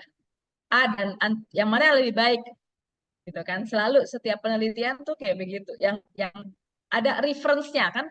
Cara mendapatkan odds ratio itu kan hanya membandingkan 2 kan Bu gitu. Ya enggak, odds ratio tuh ada 3 perbandingan tuh nggak mungkin. Di studi yang dasar pun gitu ya, mau membandingkan misalnya oke lah ada mungkin yang beda dosisnya ya, dosis obat itu ya, dosis obat yang eh, tinggi, sedang, dan rendah gitu misalnya, intervensinya kayak gitu ya. Tapi kan ada satu yang menjadi titik referensi pasti. Misalnya yang sedang dibandingkan dengan yang rendah, yang tinggi dibandingkan dengan yang rendah. Pasti begitu. Jadi Forest kita juga menyajikan sistematik review juga akan begitu. Jadi kalau ada 3 intervensi ya, yang mana yang jadi reference itu yang 2 lagi dibandingkan dengan referensinya. Atau kalau mau misalnya tadi ada intervensi A, B, C. A dengan B, B dengan C, A dengan C. Gitu. Dari satu studi boleh dimasukkan ya, Prof? Maksudnya hasil dari satu studi itu kita masukkan semua, tapi masing-masing berdua seperti itu. Iya, nanti kan Ibu masukin, misalnya dapat nih, kan bikin systematic review kan bisa ada, nggak mungkin cuma satu studi kan Bu, gitu kan. Jadi misalnya studi 1 ada 3 perbandingan tadi, dosis rendah, sedang, dan tinggi. Tapi mungkin studi yang lain Ibu dapat, dia hanya pakai dosis rendah aja dengan yang sedang, misalnya, atau dosis rendah dengan placebo. Nah, itu perbandingan yang lain lagi. Nanti itu, jadi makanya tadi bisa ada beberapa forest plot kan. Forest plot pertama mengambil dari studi A hanya perbandingan yang rendah dengan placebo. Diambil lagi studi B yang hanya membandingkan rendah dan placebo. Studi C nanti ambil lagi Ibu. Nah, mungkin nanti setelah itu kalau nanti dapat forest plot. Setelah itu ada dari studi A tadi kan karena dia punya 3 perbandingan, dia membandingkan nih antara yang sedang dengan placebo. Nah, Ibu cari studi lagi. Berarti kan ada studi lain yang mungkin masuk dosisnya dosis yang sesuai dengan dosis sedangnya studi A. Itulah yang dimasukkan bersama-sama. Gitu. Oh iya ya. Berarti bisa menghasilkan forest plot yang berbeda ya, Prof? Iya, harus forest plot yang berbeda. Misalnya tadi misalnya ada penelitian ya yang intervensinya membandingkan yang 7 hari dengan yang diberikannya 2 minggu. Tuh, misalnya dengan yang tidak diberi. Nah, itu juga nanti mungkin ada penelitian lain yang 7 hari, ada penelitian lain yang 2 minggu. Ya, kita gabung sesuai masing-masing intervensinya yang paling mirip lah. Gitu ya. Kita gabungin jadi satu forest plot. Ya, terima kasih, Prof. Ya. Mohon izin, Prof. Boleh bertanya? Terkait dengan ini, Prof, ini kan systematic review untuk pemberian intervensi seperti itu. Nah, sedangkan kalau melakukan systematic review, misalkan pada psikometrik atau pada instrumen-instrumen yang dilakukan pada misalkan pada depresi atau mungkin pada nyeri dan lain sebagainya. Nah, itu apakah langkah-langkahnya dalam pembuatan forest plot atau nanti ada funnel plot itu sama seperti yang Prof tadi jelaskan? Mohon arahnya barangkali, Prof. Jadi ini betul yang dijadikan contoh adalah yang terapi, tapi kan topik kan bisa diagnostik gitu ya, bisa prognosis. Ya, bagaimana analisisnya?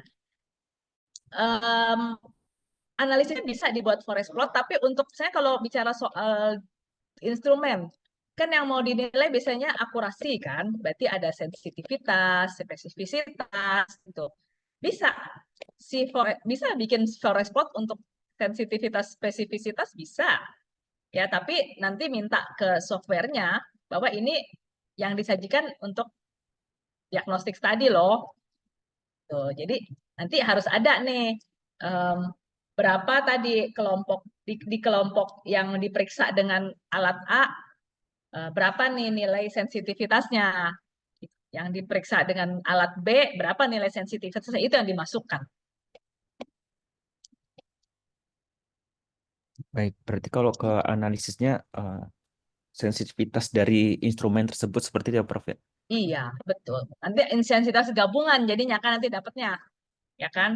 dari penelitian misalnya dengan tapi kan tentu harus instrumennya sama ya. Jadi ada skor. Nah, ini nanti emang makanya tadi saya bilang tadi ya, bikin systematic review itu emang harus ikut, kalau seperti itu harus ikut kursusnya, karena nanti misalnya ada skor untuk depresi ya, skalanya tuh 1 sampai 30. Ada skor untuk depresi skalanya 1 sampai 10. Nah, itu gimana cara menggabungnya? Nah, itu ada tekniknya ya dalam analisisnya. Itu karena nggak sama. Itu misalnya bikin skor nyeri aja deh, fast ya. Kan ada fast yang sampai 10, ada yang sampai 100 kali ya gitu. Nah, itu cara gabungnya gimana? Ya bisa, tapi tetap pas pakai software itu bisa sih. Jadi kita harus ada teknik yang berbeda deh. Kalau teman-teman mau baca, bisa baca di Cochrane, panduan namanya Cochrane panduan systematic review ya, guidebook for systematic review, handbook ya, Cochrane handbook for systematic review ya, yang tadi saya jelasin, yang terapi dia ada, yang diagnostik juga ada itu ya, atau dia ada lagi nanti Cochrane handbook for systematic review yang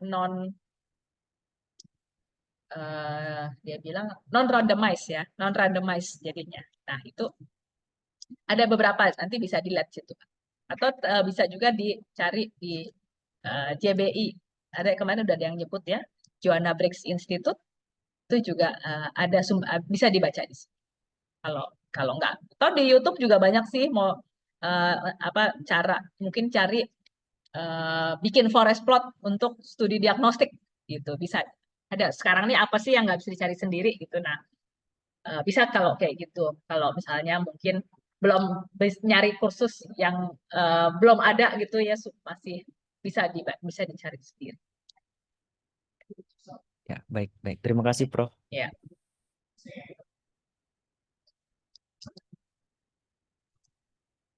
Masih ada lagi?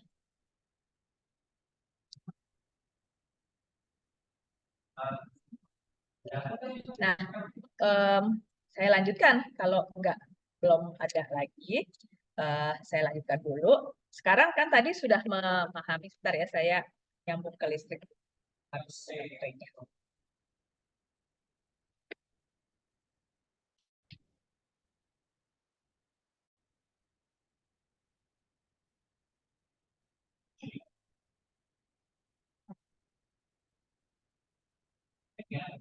ya. Kalau tadi kan saya menyajikan tentang bagaimana kita membuat systematic review dan bagaimana membaca systematic review. Nah, sekarang tentu teman-teman perlu tahu, kalau teman-teman dapat systematic review, gimana cara taunya? Kalau tadi kan dalam langkah systematic review ada critical appraisal. Nah, orang bikin systematic review juga harus kita critical appraisal dulu. Karena tadi aja saya udah ngomong, ada yang mungkin yang nggak mengikuti langkah-langkahnya seluruhnya. Jadi kita pun harus tahu ini systematic review mana nih yang kualitasnya baik dan mana yang kurang baik. Nah, itu ada critical appraisal-nya juga. Ya, udah terlihat belum slide-nya? Sudah, Prof. Ya, oke. Nah, jadi ada instrumen penilaiannya juga. Ya, ini yang saya sering pakai, tapi yang lain-lain juga ada sih. Ini yang saya suka pakai. Ini ada akronimnya QFATE. Q itu question, F itu find, A itu nanti kita lihat ya. A itu ya appraise, appraise, terus nanti sintesis dan seterusnya. Nanti kita satu-satu pernah lihat ya. Q-nya, jadi semua systematic review tadi bedanya kan, yang namanya systematic review itu harus ada question yang spesifik. Jadi ini harus jelas, mudah dilihat. Ya, dari mulai judulnya udah terlihat. Kalau belum jelas, ya kita lihat di abstrak atau di akhir dari introduction harus ada tuh statement pertanyaannya. Ya, kalau ternyata nggak jelas juga, nggak ketemu, katanya di sini udahlah mending cari paper lain. Karena ini berarti bukan systematic review mungkin. Ya. Jadi itu pertama yang kita lihat. Dan dari question itu nanti harus menjadi acuan dalam melakukan searching, dalam menentukan kriteria inklusi. Jadi yang namanya systematic review harus ada statement mengenai kriteria inklusi dari paper-paper yang dipakai. Ya, ada di methods nih, ada kriteria inklusi dan eksklusi. Ya, dan termasuk juga di dalamnya ada desain penelitian apa sih yang dipakai nih untuk mencari, yang akan dicari. Ya, nah itu ada di methods. Kemudian F-nya find. Jadi cara searchingnya udah maksimal tadi, semaksimal itu nggak? Yang tadi saya udah jelaskan ya, dari mulai dia harus pakai 2 dari database yang paling relevan, yang paling besar ya. Terus juga nggak boleh, juga harus cari nanti di daftar pustakanya. Kalau udah dapat literatur, dicek lagi di daftar pustakanya ada nggak mungkin penelitian-penelitian yang tadinya belum ketemu, bisa ditambahin. Atau nyari tadi studi yang unpublished ya, misalnya cari di registrasi, kontak expert ya, nggak boleh dibatasin ke bahasa Inggris aja ya. Dan juga dalam penggunaan kata kuncinya bisa pakai, jangan cuma pakai MES2 ya, bisa pakai MES dan text word. Dan ini harus ada di methods, kita bisa lihat. Dan nanti kita cek hasil searchingnya udah tertulis di result nggak tuh, yang dalam bentuk tadi diagram alir tadi ya. Kita sebut itu namanya prisma diagram. Nah, jadi ada flowchart. Nah, harus ada. Kemudian habis itu appraise ya, tadi langkah ketiganya kan appraisal. Semua systematic review harus melalui tahap ini. Dalam tahap ini kita harus cek di methods, lihat ada nggak langkah-langkah itu, dan apakah dia pakai tools apa, pakai instrumen apa. Ya, apakah instrumen yang digunakan tuh instrumen yang biasa digunakan, kita mesti lihat ya. Nah, setelah itu I-nya tuh include. Jadi habis di appraise ya, tentu tujuan di appraise kan, tujuan melakukan appraise kan buat melihat kualitas. Buat apa? Ya buat supaya kita milih kualitasnya yang bagus-bagus aja dong. Jangan udah ada langkah penilaian kualitas tapi tetap aja yang kualitasnya nggak bagus masuk juga. Ya kita pengen dari hasil penilaian kualitas tuh yang benar-benar dipilih hanya yang kualitasnya baik. Ya, jadi dari situ kita periksa nanti di hasil ya tadi, misalnya kalau pakai Cochrane List of Bias, pengennya studi-studi yang lebih banyak hijaunya yang masuk, jangan yang merah dan kuning. Tadi kalau merah tuh artinya nggak dilakukan, dan yang kuning tuh unclear. Ya kalau jadi dia harus gunakan hasil appraisal itu untuk memilih studi-studi yang memang baik-baik untuk diikutkan. Nah, habis itu T-nya adalah tables and plot. Jadi analisisnya ya. Hasil harus disajikan dalam satu, ada bagian summary table, harus ada table untuk menyajikan karakteristik masing-masing penelitian, dan ada forest plotnya tadi, atau bisa plot-plot yang lain sih ya. Dan baru ada test for heterogeneity, dia harus sajikan juga hasil test for heterogeneity-nya dan bagaimana tingkat heterogenitasnya. Kalau tingkat heterogenitasnya kurang baik, misalnya terlalu tinggi heterogenitasnya, itu juga akan mempengaruhi validitas. Ya, jadi kita cek di result. Ini harus ada. Nah, itulah yang kita perlu cek dalam kalau kita mau bikin critical appraisal untuk systematic review. Ya, dan ya makanya tadi kita harus ikuti langkah-langkahnya kalau teman-teman mau bikin systematic. Nah, ini yang ingin saya sampaikan hari ini. Silakan teman-teman kalau masih ada yang ingin ditanyakan.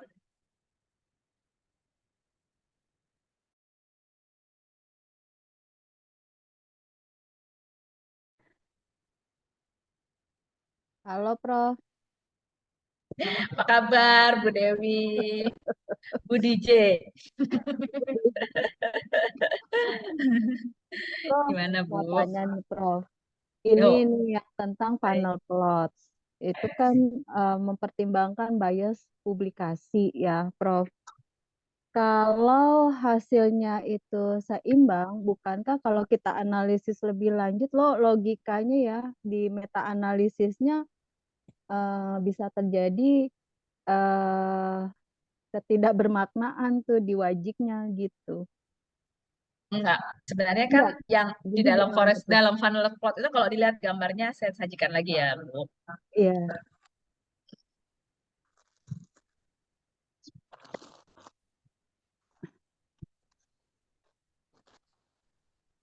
ini ya.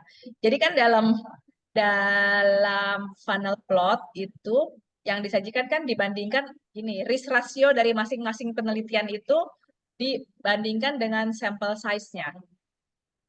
Ya. Kalau yang kosong itu, jadi daerah kosongnya yang mau kita lihat nih yang di sini nih, terutama daerah sini. Artinya studi-studi yang risk rasionya menunjukkan kontrol lebih baik dan sampelnya kecil gitu. Kalau emang sampelnya cukup besar gitu ya, kontrol lebih baik yang ya memang hasilnya kali kayak begitu gitu loh. Jadi takutnya nih menunjukkan hasilnya nggak bermakna karena jumlah sampelnya kekecilan gitu. Yang mau dicari nih gini, nih kan studi-studi yang menunjuk kalau studi-studi yang nggak ada tuh yang menunjuk kalau misalnya kan gini kan publication bias tadi kan kenapa terjadi publication bias karena orang-orang kalau hasilnya kurang baik dia nggak akan publish. Jadi yang kita cari ini justru yang kosong di sini karena studi-studi yang menunjukkan kontrol lebih baik daripada treatment, tapi ini yang terjadinya karena studinya jumlahnya sampelnya kecil gitu. Oh, Jadi jadi kalau ini kalau misalnya ini apa namanya mungkin aja ada ya biasanya kan gini kalau kalau dia sampelnya kecil kan wajar ya. Mungkin hasilnya nggak bermakna gitu ya, atau dia kontrol lebih baik gitu, atau dia bilang nggak bermakna gitu. Itu sampel kecil wajar dan ini mestinya harusnya dia tetap publikasi. Tuh. Tapi kan kalau misalnya nanti hasilnya lebih berat, justru kalau kan nggak mungkin ada yang di sini kosong. Tapi ini kan artinya eh, nanti kan hasil ini akan dipengaruhi juga dengan sampel size-nya gitu loh Bu maksud saya gitu ya. hmm. Jadi nggak kalau memang dia akan treatment lebih baik itu kan biasanya akan terlihat nggak akan jadi nol sih gitu nggak akan jadi sama aja gitu karena kan sampel size-nya itu justru yang biasanya kalau kita pengen kalau dia makin banyak sampelnya juga akan mempengaruhi tadi ya, perbandingan risk rasionya nggak semata-mata karena kalau sama kanan kiri gitu ada yang lebih baik ada yang lebih baik itu nanti kalau itu jadi nol tapi kan akan itu juga dengan sampel size-nya gitu. Oh iya ya, iya. Karena kan kalau dipikirkan misalnya nih hasil kanan dengan hasil kiri itu seimbang sampai ke atas, saya pikir nanti kalau dianalisis lanjut bisa-bisa ya pas dia di tengah gitu wajibnya seperti itu diamondnya. Nah Eh, itu kalau seperti itu apakah kita cukup menyatakan ini bahwa ini tinggi bias publication-nya atau yang menjadi kelemahan atau kita hentikan proses meta-analisisnya, Prof.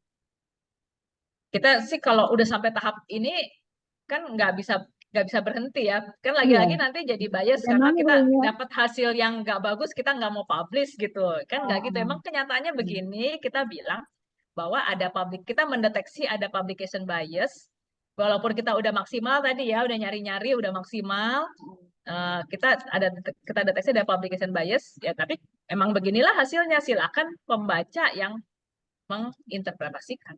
Apakah oh, sejauh mana dia mau percaya dengan hasil kita? Kan kita cuma bisa begitu doang. iya, baik. Jadi dia bisa kita masukkan sebagai salah satu keterbatasan Iya, kali ya. betul, betul. Baik, Prof. Seneng deh bisa ketemu sama Prof Indah lagi Iya, dan kemarin-kemarin kenapa Bu Dewi nggak datang coba? ih, pas ngajar, pas ngujian, pas ini, padahal pengen ikutan nimbrung. Lumayan ya bikin kacau sejenak gitu Soalnya kalau kan. nggak ada Bu Dewi, kadang-kadang suka pada lama jawabnya gitu. Iya, Prof. Makasih banyak. Iya, sama-sama. Teman-teman yang lain, apakah ada yang ingin ditanyakan?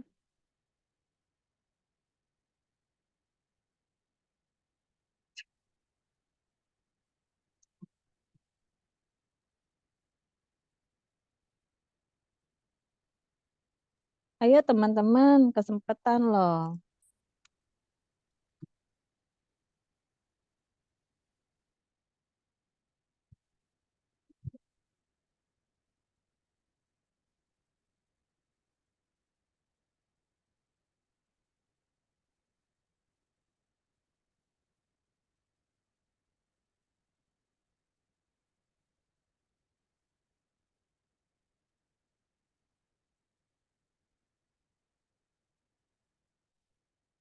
Ayo, nggak apa-apa kok kalau nanya ada Bu Dewi juga. Takutnya nanti sama Bu Dewi dinilai ya. Enggak kok, aku kan baik hati, nggak sombong, nggak rajin menabung. Paling saya suka suruh balik aja sebelum dari sesuatu gitu.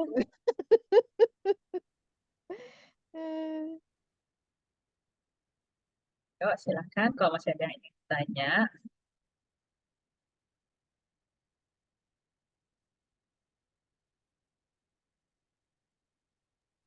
Prof, mau tanya satu lagi Ya, silakan. tentang penilaian appraisal suatu artikel itu eh, apakah kita bebas-bebas aja ya menentukan kita menggunakan format yang mana, begitu? Oh Atau iya, ada instrumen semacam, ya. macam Instrumennya. yang paling sering digunakan gitu ya, instrumennya ya? Iya, biasanya boleh yang mana aja betul, tapi kan kita convenience yang mana gitu. Kalau saya biasanya saya lebih senang pakai yang dari Oxford, tapi kadang-kadang juga pakai yang lain sih, tergantung. Jadi kayak misalnya kalau mau target kita buat ke Cochrane ya kita ngikutin Cochrane gitu. Oh iya ya. Jadi tergantung dari jurnal yang kita Iya, pilih kalau dia bisa. memiliki ketentuan ya. Tuh. Soalnya ini rata-rata kan teman-teman nih lebih senang pakai GBI gitu ya, jangan Gak break apa-apa, itu. gak Oh, apa-apa karena GBI juga cocok buat systematic review. Biasanya eh, yang penting tools itu ada ininya lah gitu ya. Ada ada ini yang jelas lah, sumbernya yang jelas. ya. Nah, bisa tak kalau terjadi suatu perbedaan antara penilai satu dengan dua, itu kita langsung memerlukan penilaian ketiga atau kita diskusikan terlebih dahulu, Prof? Bisa diskusi dulu kan ditanya kenapa kok kamu bilangnya gini sih, mana Hmm. buktinya gitu. Kok saya Hmm. bilangnya gini, mana buktinya? Bisa dibahas nanti kan sekali-kali. Oh ya ya benar juga ya gitu. Bisa. Nah, tapi kalau misalnya tidak ditemukan kesepakatan, Baru gitu bisa pasti cari orang lain kan supaya selesai. Nanti nggak selesai-selesai kalau berdua ya, nggak ada yang mau ngalah. nggak move on. Tapi yang berkaitan dengan 5 tahun terakhir, ini nih kasus yang paling banyak yang sering saya temui ya di bimbingan saya, Prof. Jadi kan kita kan berperan juga sebagai fasil di kelas gitu ya, Prof. Ini teman-teman sering banget mengacu nih 5 tahun terakhir. Lah, kamu bisa-bisa ketemunya cuma 5 loh.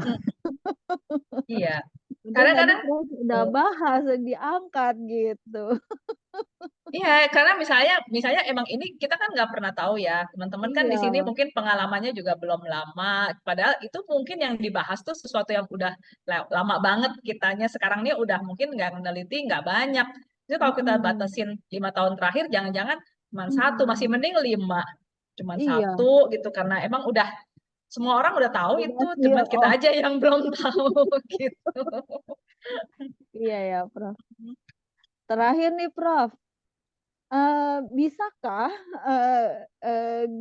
Mbah Google itu kita jadikan salah satu mesin pencari gitu, Prof? Ya, idealnya kan gini, nanti kalau kita dapat Google, kan kita nggak dapat angkanya berapa sih dapatnya nih 100.000, 700.000, sejuta gitu kan. Kan Ah, kita nggak mungkin buka semuanya ah, ya. Jadi kalau Google tuh susahnya kan itu berapa banyak kan yang nanti dalam menyajikan tabel yang apa diagram alir kan harus ada nih dari Scopus berapa, dapatnya nih dari ini iya. berapa. Tapi kalau Google kan apa teman-teman mau buka semua nih sampai halaman terakhir Kan kan nggak keren. Misalnya keluar 1 juta gitu. gitu kan. Jadi nggak bisa 1 juta nanti mau harus harus 1 juta 1 jutanya itu dong Ujung-ujungnya dibaca keluarnya cuma gitu. 10 gitu. Kan kita bingung ya. Kok bisa dari sekian juta jadinya cuma Eh, 10 di ujung gitu. Iya, tetapi bisa aja sebenarnya Google itu sebagai inian tahap pertama lah ya untuk bisa mendapatkan gambaran kasar terlebih dahulu bikinnya gitu ya, Prof. tetapi Bisa, tidak bisa, dijadikan mesin pencari lebih bukan. lanjut begitu ya, Prof? Iya, paling Google Scholar kalau mau Iya, kan, Google Google Scholar Scholar. bisa, gitu ya. Terus mungkin buat Google tuh buat lihat gini loh, ada studinya tuh ada cukup nggak gitu. Jangan-jangan Oh. pakai Google aja nggak nemu satu pun gitu kan. Berarti belum ada dong jangan-jangan Oh penelitiannya. iya. Atau salah memasukkan kata kunci ya, Iya, Prof. buat latihan sih bisa Iya juga ya. begitu. Iya. Atau pendeteksian pertama, apakah SR ini sudah dilakukan belum ya? Jangan-jangan kita yang kegeeran, kita pikir kita belum ada gitu. Oh ya, itu harus cek ya, karena kalau enggak buat apa nih kita bikin lagi Iya. kalau udah ada yang bikin kan gitu. Iya, Bisa benar. pakai Google, tapi bisa juga kita cari di PubMed gitu misalnya, karena kan biasanya kalau emang ada systematic review yang emang cukup baik, kan biasanya paling enggak di PubMed atau di yang lain, bisa juga kan. Nah, apakah ada alasan tertentu SR itu kapan bisa diulang, Prof? Kalau si Cochrane, dia standarnya biasanya 5 tahun ya, 5 tahun Udah itu bisa diulang. ditawarin ke penelitinya yang bikin. Perlu Oh, diupdate nggak gitu. gitu? Kamu mau update nggak gitu? Oh, Dia iya. akan gitu. Jadi biasanya kan alasan mengupdate-nya pertama tentu kalau bukan kita tahu ada dari 5 tahun terakhir kita bikin kemarin 2018 ya. Udah ada beberapa penelitian yang baru. Jadi itu kan ada alasan. Tapi kalau ternyata kita searching dari 2018 sampai sekarang nggak ada yang baru, ya kan ngapain? Karena kan sama aja. Iya. Jadi ada penelitian baru yang terus kemudian mungkin bisa mempengaruhi hasil. Ya, jadi itu bisa kita ulang, bisa kita update lah, kita bilang kita update. Nah. Kan kayak waktu kemarin COVID tuh kan, waktu pertama-tama di awal di 2020 aja udah ada beberapa systematic review gitu, tapi kan COVID-nya berubah terus nih obatnya dan sebagainya, jadi ntar 2021 ada lagi yang bikin, 2022 ada yang lagi, jadi nggak perlu nunggu 5 tahun karena perjalanan COVID-nya sendiri banyak banget hal yang berubah-berubah gitu, masih jalan terus. Nah itu bisa ada alasan, dia bisa bilang bahwa dalam 6 bulan terakhir aja kita searching udah ada 5 penelitian yang lain. Jadi kita perlu nih dapat yang terakhir lah gitu, updating systematic review yang terakhir tuh bisa juga. Nah, tadi kan dikatakan Cochrane akan menawarkan terlebih dahulu kepada penulis yang pertama tersebut untuk apakah mau diupdate atau tidak. Itu kita gimana ya bisa mengetahui mengambil chance itu atau tidak? Oh, jadi kalau Cochrane kan memang dia punya sistem ya, Bu. Jadi kalau kita mau publish di Cochrane itu pertama-tama kan kita daftar judul dulu nih. Saya mau publish judul ini, diterima nggak gitu ya. Jadi biasanya gitu. Nanti mereka, oh ya belum pernah ada nih, kita coba deh. Kamu susun deh protokolnya gitu ya. Bikin deh protokolnya. Ntar protokolnya diperiksa, mereka bolak-balik. Jadi kayak bimbingan skripsi juga, kayak bimbingan tesis juga sama mereka gitu. Terus ini yang kurang, ini. Kalau udah oke, protokolnya udah bagus, sama mereka akan dipublish protokolnya. Jadi kita udah bisa publish di Cochrane hanya dengan protokol. Nah, terus setelah itu udah silakan dilanjutin jadi reviewnya. Kita tunggu ya 6 bulan lagi. Mereka akan bantu tuh searchingin. Mereka bisa bantu ngasih kata kunci, pokoknya mereka punya support buat bikinin. Bahkan nyariin tadi yang gratis, yang nggak gratis bisa mereka cariin, tapi kita nanti yang bikin laporannya terakhir. Nah, kalau udah sampai selesai, jadi itu bisa aja kayak saya pernah loh, udah sampai terakhir jadi karena ternyata akhirnya cuma nemu studinya tuh yang masih kurang kuat lah, studinya cuma sedikit gitu dan sampelnya kecil-kecil, mereka bilang masih belum kuat nih kesimpulannya deh, nggak bisa dipublish. Kita akhirnya publish di tempat lain.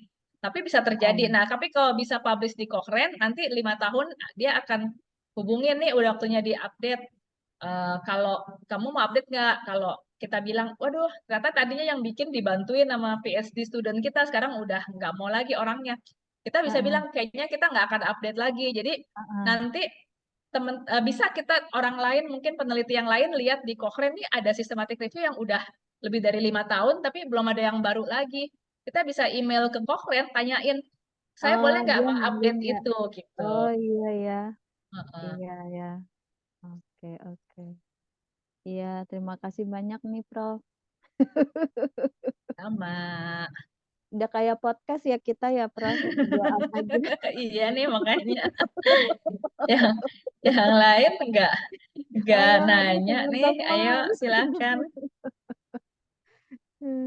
Kan katanya dapat tugas bikin systematic review ya, ayo. Ya, Kira-kira jadi masa nggak ada yang ditanya, akhirnya nggak ada yang nanya sama sekali nih? benar sekali, Prof. Jadi tugas akhir dari mata ajar ini adalah yang proyek akhirnya menghasilkan manuskrip, di mana dalam proses menghasilkan manuskrip itu ada sekumpulan tugas gitu yang harus diselesaikan. Misalnya nih dari PICO, dari penelusuran, pembuatan prisma, diagram, kemudian appraisalnya, gitu, Prof, dan lain-lain. Sampai dihasilkan menjadi sebuah manuskrip. Begitu, Prof. Silakan kalau ada yang mau bertanya. Masih ada waktu. Izin Prof, boleh bertanya? Silakan. Ya, terima kasih Prof. Terkait pernyataan Prof yang terakhir mengenai kan kalau tadi sekiranya akan kita update nih, kan kita nggak tahu kalau Cochrane itu bisa mengakomodir permintaan kita untuk update apa enggak tentang sistematik yang sudah sebelumnya. Nah, kebetulan, nah ini juga kemarin saya juga sudah maksudnya bukan konsultasi, saya bertanya pada pemateri sebelumnya gitu kan, Prof, terkait penelitian, saya nggak tahu penelitian yang idenya saya ini ternyata ada yang meneliti hanya aja beda judul, tetapi setelah saya lihat sistematik reviewnya, tujuan kita sama gitu, Prof. Beda judul saya tapi isinya tujuan kita itu sama gitu. Tapi setelah saya menyusun dan mengemukakan ide saya, idenya dia dan ide saya itu misalnya ada 10 yang kita ambil, ternyata hanya 1/9 yang mirip gitu yang kita ambil artikel yang kita review gitu. Nah, terkait dengan pembaharuan update mengenai tujuannya ini. Jadi di dalam updatean yang dia ambil memang saya baru systematic review dan memang desain yang saya punya itu kalau dibandingkan yang sistematik yang sudah dipaparkan itu dia bentuknya RCT semua, Prof. Baik. Halo? Oh, kemana? Sepertinya terkendala Iya, sinyal. iya. Bu Ana, kemana Bu Ana? Silakan. Putus.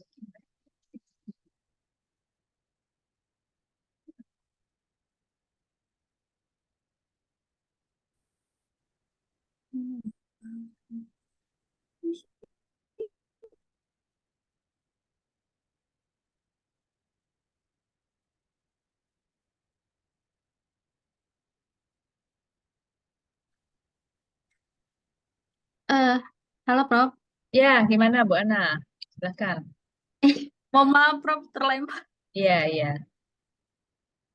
Jadi saya melihat jadi judul saya itu seperti ini, Prof, kurang lebih. Jadi efektivitas terapi mindfulness terhadap gejala psikologis faktor serisiko jantung dan kualitas hidup. Nah, yang ada itu judulnya penelitian itu menurut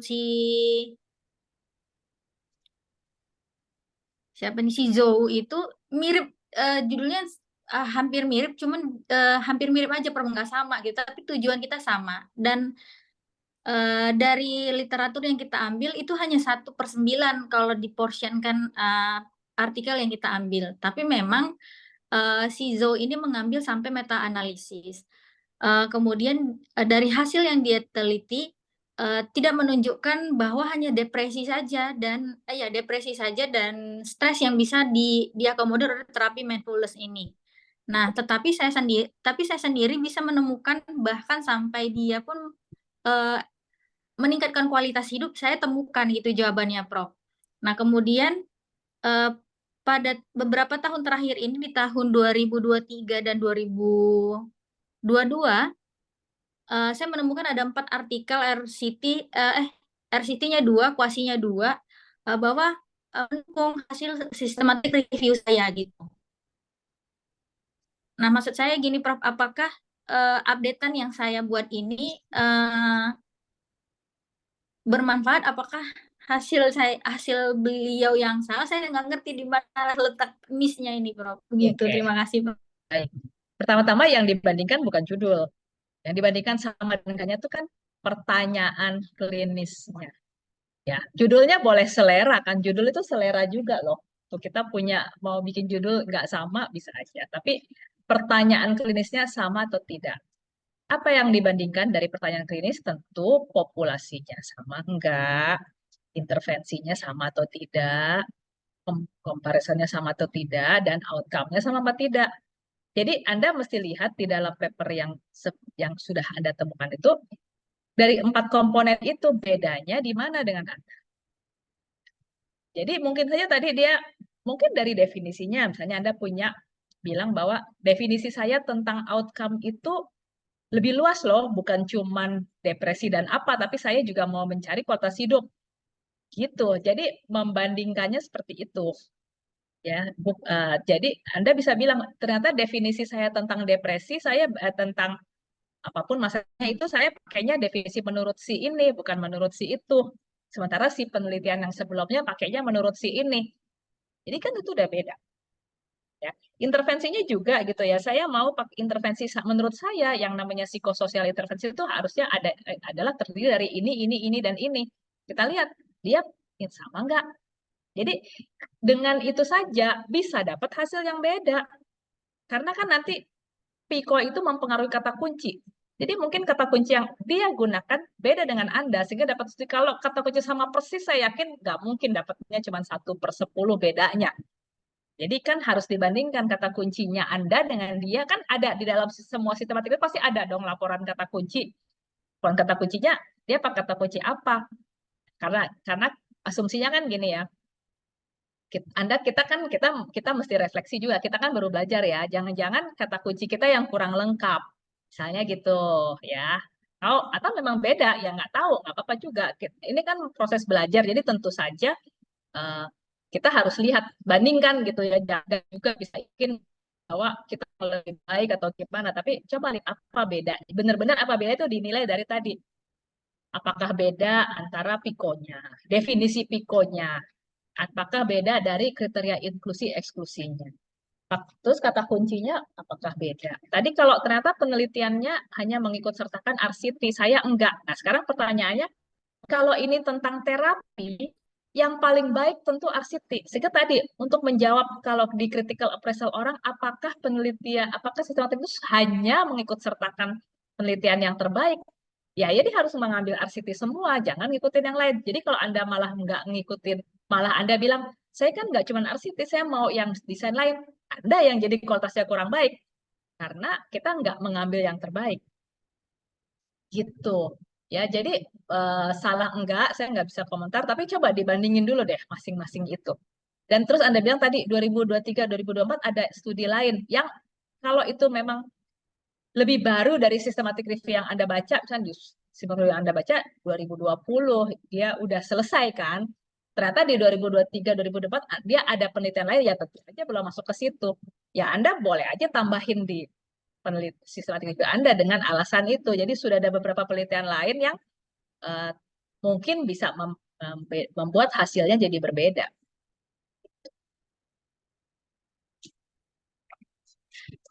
Baik, Prof. Terima kasih, Prof. Ya, sama.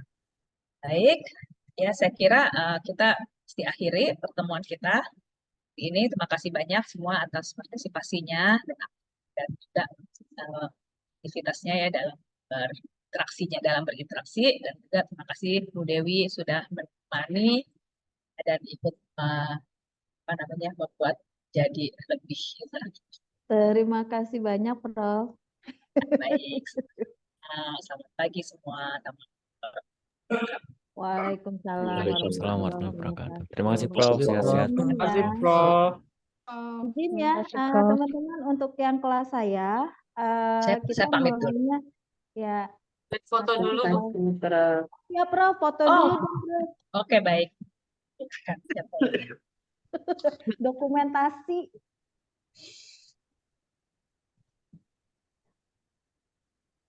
Aba-aba ya, teman-teman, siapa yang mau ngambil?